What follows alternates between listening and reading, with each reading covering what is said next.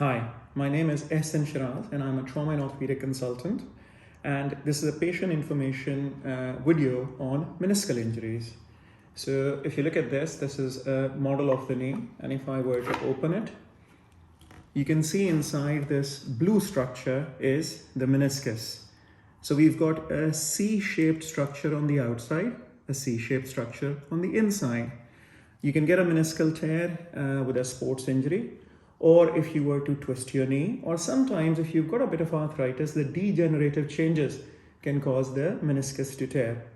Now, if the meniscus tears, the patient will usually present with pain, whichever side the meniscus is. So if the meniscus is torn on this side, you'll get pain on the outside, or you can get locking or sometimes even giving way. In the extreme situations, a large piece of the meniscus can sit in the middle of the knee, and that can cause locking, which can be very painful, and patients often will present in an emergency setting. Now, what do we do if somebody's got a meniscal tear? Not all meniscal tears need surgery. So depending on the patient, the type of injury they've had, the duration of the injury, what symptoms they're getting, and the age of the tear, the mechanism of injury, the patient's activity status, all these things we take into account before deciding how to manage you.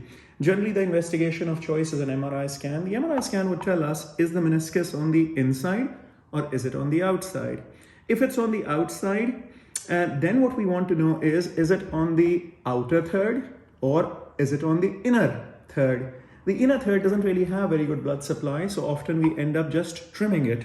Whereas if it's on the outside, or if it's a large meniscus, especially in a younger patient, then we do keyhole surgery and we try and repair it. The way to repair it is that we put in a very special instrument with which we can put stitches and then just tag the meniscus back.